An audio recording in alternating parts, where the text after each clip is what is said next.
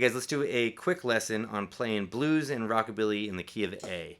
You can find this content all over the place, but I'm going to explain it in a way that I understand it and in a way that you can hopefully put it in your playing right away. So we're in A, we got 3 chords, A, D, and E. In fact, they're actually A7, D7, and E7. A lot of times I'll find myself just taking apart chords. So let's say that I have this A7 here. This one I like way better. I add the 7th here on the 2nd string. It's a good blues chord. Good soul chord. This D7, I don't use it that much. I don't think that's a very good voicing, typically. But I love it to think about it for playing the notes of the 4 chord. So you could do this one, or you could do a D9. And then for E, same thing. This isn't my favorite voicing when I'm playing rhythm guitar, or I'm backing somebody up. I don't think it's that great of a voicing. But you have the 5th, the flat 7, and the 3 of the chord in there, so it's pretty useful for when you're soloing. So let's say that we have a solo, and we have our minor pentatonic. Think about the notes of that chord.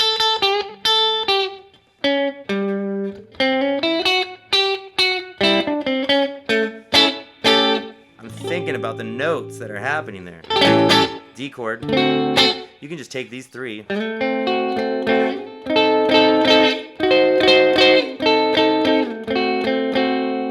do that. So we're going to use this voicing that I don't necessarily like, except for the visual of it, being able to find that diminished chord in there.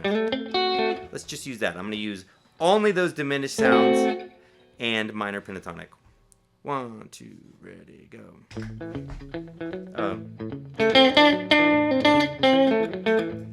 D.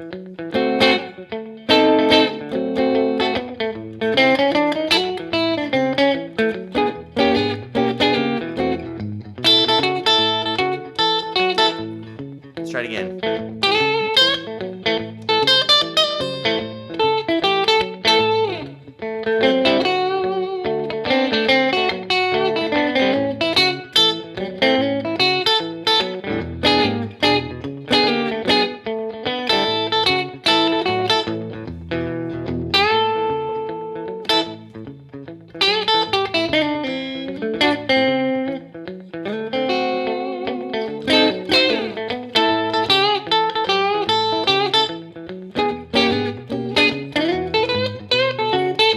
Okay, so just using that minor pentatonic and taking apart that 4 chord, you're gonna have a really cool bluesy rockabilly type phrase. It will really elevate your playing if you do chords inside of your single note phrases. Well, what if I wanted to add a different chord? On the 1 chord, I could go to the 5 and play a minor, and I can move that up a whole step. Now that's going to be very, very cool. Kind of western swing or just regular swing. Let's try that. So I've got E minor and F sharp minor. I could do it here too. I'm going to do that on the A chord. I think you guys will like it. Let's try it.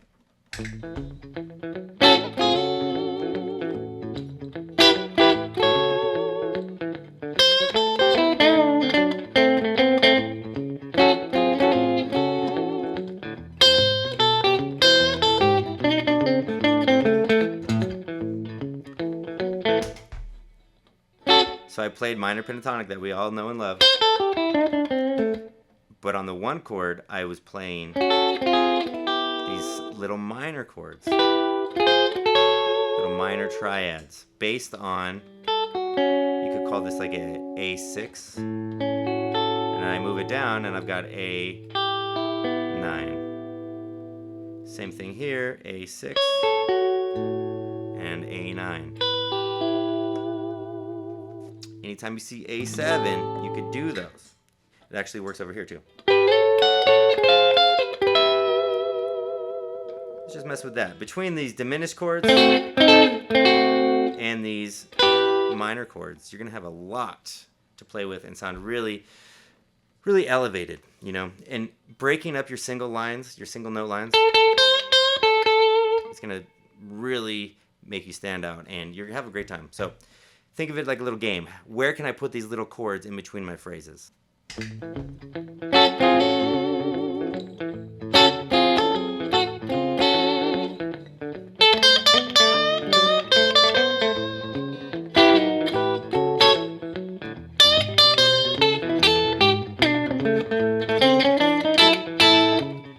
Okay, let's play this game. I'm going to play single notes with minor pentatonic, and then I'm going to put chords in there, starting with just the one chord. So if it's the one chord, I'm going to do chords, and if it's the 4 chord or the 5 chord, I'm going to play single lines.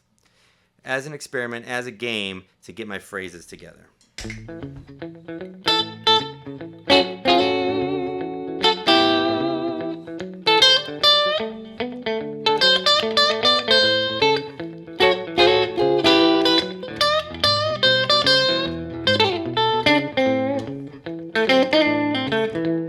One chord.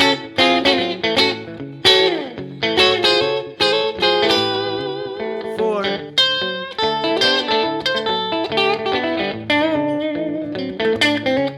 5.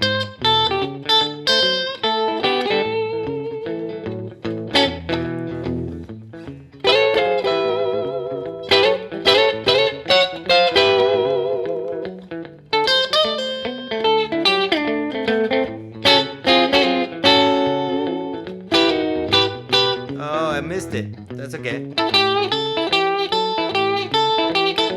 You'll notice when you're playing blues stuff, if you have your minor pentatonic together, you can use it to kind of cover you if you get lost, or if you're trying to include these new things into your playing. It's always good to have a default setting, which might be some real tasty blues licks that you have down. So this time, instead of playing the minor chords on the 1, I'm going to play the diminished chord on the 4. Let's see if I can make that happen. Just using my minor pentatonic. Here we go.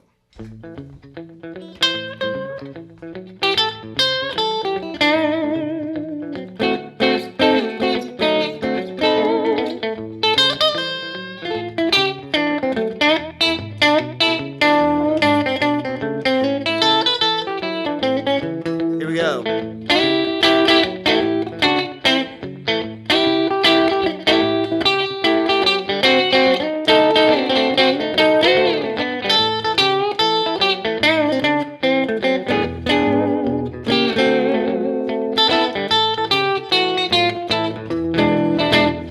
Okay, well, what if I did the minor chords on the A and the diminished chords on the other one?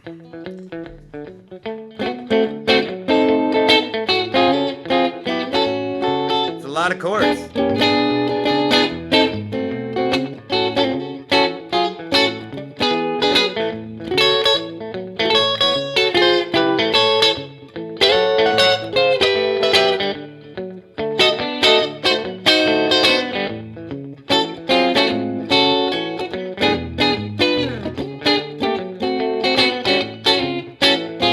A lot of thinking there.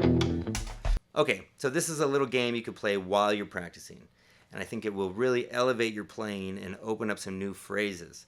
The thing about these chords is it requires you to be very rhythmic, and typically when people are just hanging out on like a minor pentatonic or mixing major and minor pentatonic scales, or they have their licks, things can get a little wonky, a little weird rhythmically, because it becomes these like long run-on sentences. Well, if you play this game when you're practicing where you're going to add chord stabs, it's going to make your phrases, even the single note phrases, really rhythmic. And I think people will start to notice because your playing is going to sound very elevated, and people won't get numb to it. It won't just be these long run-on phrases of either scales or licks that you know.